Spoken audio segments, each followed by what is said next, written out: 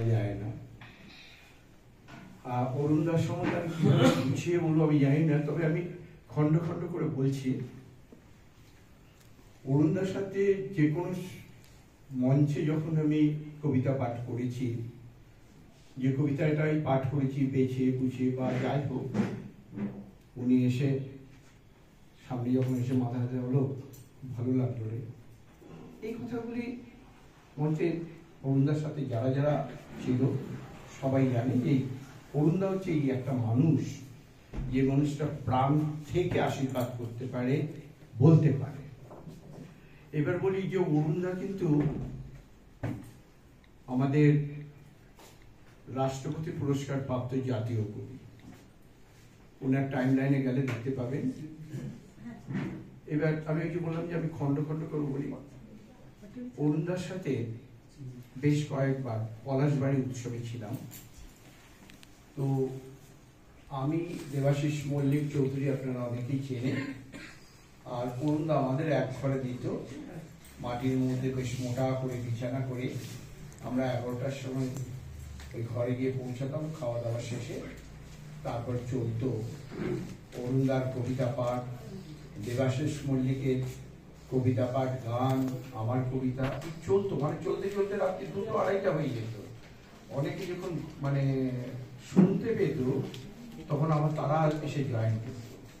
অরুণবাবু তো কি দেখ হলো, একটা কবিতার মধ্যে সারা রাত্রি থাকা, সারা সন্ধ্যে থাকা, এইটা বোধ হয় খুব কমই ভাগ্য জোটে রে। আর খুব কম সম্ভব। এই যে একজন কবি কিরকম লিখছে, তার 5খানা 7খানা কবিতা শুনলে বোঝা যায়। দেবাশিস তো ধরো কবিতা লিখছে খুব কমই এখন, তখন কমই লিখতো, এখন অনেক লিখছে। দেবাশিসের গানও ভালো করছে, অরুণদার গানগুলিকে দেবাশিস খুব ভালোই তুলেছে।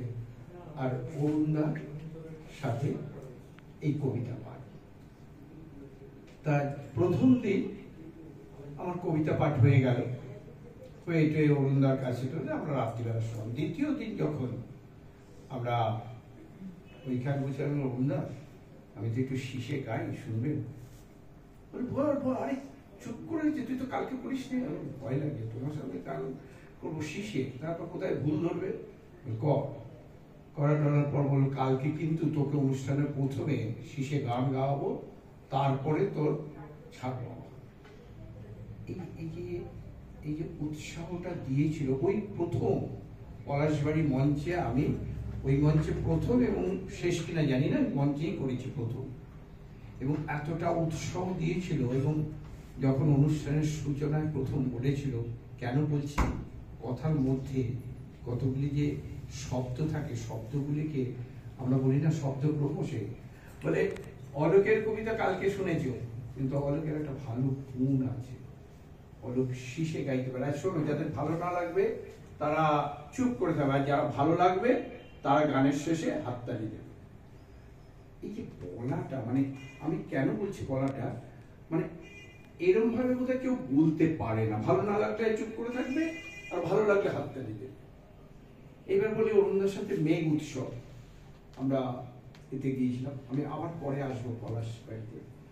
আমি বললাম যে আমি গুছিয়ে বলতে পারবো না অরুণদার সঙ্গে, কেন অরুণদার এতটা মানে জায়গা জুড়ে রয়েছে না, ঠিক গুছিয়ে বলতে গেলে অনেক অনেক পাতা হয়ে যাবে। তো মেঘ উৎসবে আমাদের একদম সমুদ্রের পাড়ে হচ্ছে, আমরা অরুণদা বেশ একটা ছবিও দেখবেন, বেশ মানে এরকম ভাবে শুয়ে শুয়ে হচ্ছে। তো এর মধ্যে আমরা বললাম অরুণদা গান হবে, নাচ হবে না? এই নাচবি তো, নাচ না, আমিও নাচবো। আর অরুণদার একটা নাচ আছে এরকম ভাবে করে, এত সুন্দর, আর ওই পোশাকে হলো। এবার আবার চলে আসছে পলাশবাড়ি উৎসবে। পলাশবাড়ির উৎসবে আমাদের হয়ে গেছে প্রোগ্রাম শেষ। সেইবার আমি, আমার মেয়ে, আমার মিসেস স্বামী সবাই গিয়েছিলাম পুরুলিয়া। একটা গান আছে, বিশেষ গান, সেটা একটা ভীষণ তালে। আমার মেয়ে দিকে হঠাৎ জিন্সের প্যান্ট ট্যান্ট পরে গিয়ে এরকম নাচতে শুরু করে দিয়েছে। অরুণদাকে আমি অরুণদা এটা কি হচ্ছে, প্লিজ থামো, এই দাঁড়া। এবার তুই কি আমাকে থামতে বলবি? বলে অরুণদা গিয়ে নাচতে শুরু করে দিল। আর আমার মেয়ে দারুণ উৎসাহ পেল। তারপরে তুই কি নাচ করিস? বলে আমি তো এই নাচ নাচি না, শুধু আমি অন্য নাচি, কিন্তু এই গানটা শুনে মনে হলো এইরকমই নাচতে হবে। এই যে ওকে উৎসাহ দিলেন, আমাকে পরে রাত্রে কাছে ভাবি আমি না এইভাবে না তুমি গান হবে, আমি নাচবো। মানে একটা বাচ্চাকে, একটা মেয়েকে, একটা পুরুষকে কিভাবে যে মানে তাকে উৎসাহ দিত, এইটা ঠিক অরুণদাকে মাপা যাবে না। এরপর অরুণদা ছিল, দেবাশিস ছিল, মধুসন্ধ্যা ছিল, পৃথ্বীরাজ ছিল, সন্দীপ দে ছিল। আমি একটা কবিতার আড্ডা করেছিলাম আমার বাড়ি। অরুণদা আসছেন 4টে থেকে শুরু, 7টা বেজে গেল, তখন আসছে না। দেবাশিসকে ফোন করেছে, আমি আসছি কিন্তু। তারপরে এলো, নিচে এসে বললো হলো একটু নিচে আয়। আমি নিচে গেলাম, যাওয়ার পর হলো একটু দেরি হয়ে গেল রে, এটা একটা অনুষ্ঠান ছিল, আমি ওই ট্যাক্সি করে চুচুড়া থেকে চলে এসেছি। কি তুমি এরকম পড়েছো কেন, না আসতে? না তুই না আসার কথা বলবি না। তারপর আমি ভাড়া, এই তুই ভাড়া দিচ্ছিস কেন? আমি ভাড়া লেগেছিল 17 কিংবা 18 সালে। ভাই তোর বাড়িতে আমন্ত্রণ জানিয়েছিস, এইটাই তো সবচেয়ে বড় কথা, ভাড়াটা কিসের জন্য? তারপর অরুণদা গিয়ে আমাদের সবাই আবার কথা হলো। এবার অরুণদার একটা কথা শোনাই, যেটা আমি জানি না উনি জানেন কিনা। মানে অরুণদা কিন্তু পড়তে পড়তে 1 বছরের জন্য জাহাজে করে চলে গিয়েছিল কারাচি হয়ে। সেই দিনকে বলেছে পড়বো না, সরবো না, চলে গেল। কিন্তু ওই যে একটু আগে কেতকি বললো না, অত্যন্ত ভালো ছিল মেডিটেট। আবার 1 বছর পর ভালো লাগলো না, বলছে যে আমার ভালো লাগলো না, মনে হয়েছিল যে ওইটাই বোধহয় জীবন, পড়াশোনা করে কোনো জীবন নেই। তারপরে আবার ফিরলো, আবার শুরু হলো, পরে শেষ করলো। এবং অরুণদা ইঞ্জিনিয়ার মানুষ। অরুণদা আমাকে চিরকাল ভেবেছে আর্টস স্টুডেন্ট। আমি যখন বলেছি ইঞ্জিনিয়ার, আমিও কেমিক্যাল ইঞ্জিনিয়ারিং, এবার উঠে এসে অরুণদা যেটা করেছে সেটা আমি ভুলবো না। সঙ্গে সঙ্গে বুকে ঝাঁপিয়ে ধরে, এই দেখ 2 ইঞ্জিনিয়ার 2 কবি। মানে এই জায়গাটা আমি কেন বলছি, এই ছোট ছোট টাচগুলি, এইগুলি মানে আমরা পাবো না, অরুণদার পর আর কেউ নেই। আরেকটা ছোট ঘটনা বলি।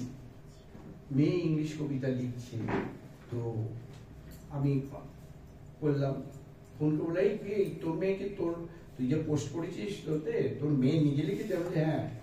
এই শোন, আমি এটা কিন্তু শেয়ার করছি, আমার ভালো লেগেছে কবিতাটা, শেয়ার করছি। শেয়ার করেছে, আমি মেয়েকে নিয়ে দেখালাম যখন, আমার কবিতা, সে কাঁপছে যে আমার কবিতা শেয়ার করেছে। দেখলাম অরুণদা শেয়ার করেছে বলে কত এসেছে কমেন্ট। ভাবি আমি তাহলে লিখতে পারি? যে লিখতে পারিস, এটা অরুণদার যখন ভালো লেগেছে লিখতে পারিস। এই উৎসাহটা, কি লিখেছে আমি বলতে পারবো না, বাবা হিসেবে মেয়ে যা লিখবে সেটাই ভালো লাগবে, কিন্তু অরুণদা ভালো লেগেছে এবং অরুণদা সেটা বলেছে। এই ছাড়া মমার্থ বলে একটা অনুষ্ঠান হয়, একবার গেছো, ওই মমার্থ অনুষ্ঠানে অরুণদা গেল, বসলো, তারপরে একটু চা এলো, একটু স্ন্যাক্স এলো, একটু কবিতা হলো, এই শুধু আঁকা হবে না, কবিতা হবে। তা অরুণদাকে বলে, অরুণদা তাহলে লালপাড়ি দিয়ে সেখানে করবো না, এখানে করলি না, এখানে যাচ্ছে সব জমে যাবে, তোর পণ্ড হয়ে যাবে, কবিতার মধ্যে হোক। আর সবাই তো এসে মানে কবিতার লাইনে যারা আছে, যারা অরুণদাকে চেনে ভালো করে, তারা এসে নমস্কার করছে। মানে ওই নমস্কার করতে করতে কতবার যে কবিতা আটকে গেছে এগুলি। এই আমি খন্ড খন্ড একটা দিলাম কোলাজ হিসেবে, এটা হচ্ছে অরুণদা। এরপরে ও বোধহয় বললো যে আমি অরুণদার সাথে সাক্ষাৎ হয়নি, তোমার দুর্ভাগ্য বলবো, কেন ভবিষ্যতে এরকম অরুণদা হবে কিনা, বা এরকম অরুণদাকে তুমি পাবে কিনা, ওই মানসিকতা পাবে না। চকলেট জেঠু চকলেট, দাদু চকলেট, দাদা চকলেট খা, যেখানে হোক একটা দিল, অরুণদা তুমি এটাকে আমাকে ডান হাতে দিয়েছো, বা হাতে দাওনি, উফ নে আরেকটা। এই জায়গাগুলিকেই করছি। আমার এই কথাগুলি বলা, আমি বলতে চেয়েছি, বলবো হয়তো আমার বাড়িতে একটা ছোটখাটো অনুষ্ঠানও হবে অরুণদাকে নিয়ে, কারণ আমার বাড়িতে যেহেতু এসেছে, তাই অরুণদাকে শেষে আমি যে ফ্ল্যাট কিনলাম সেটা তো অরুণদাকে বলেছেন এই কোন না আসবো, কিন্তু এটা অনেক পারিবারিক সমস্যাতে আমি করতে পারিনি। তো আমাকে অরুণদাকে এত ফ্ল্যাটের বাড়িতে যা বলে, তোর বাড়িতে একটা ভালো ছবি আছে, ওই ছবিটার নিচে বসে আমি লাল বাড়ির দেশে নাচবো আর গাইব। আমার এটা খুব দুঃখ থেকে গেল। যাই হোক, অরুণদা যেখানেই থাকুক, অরুণদা আমাদের মধ্যে থাকবে।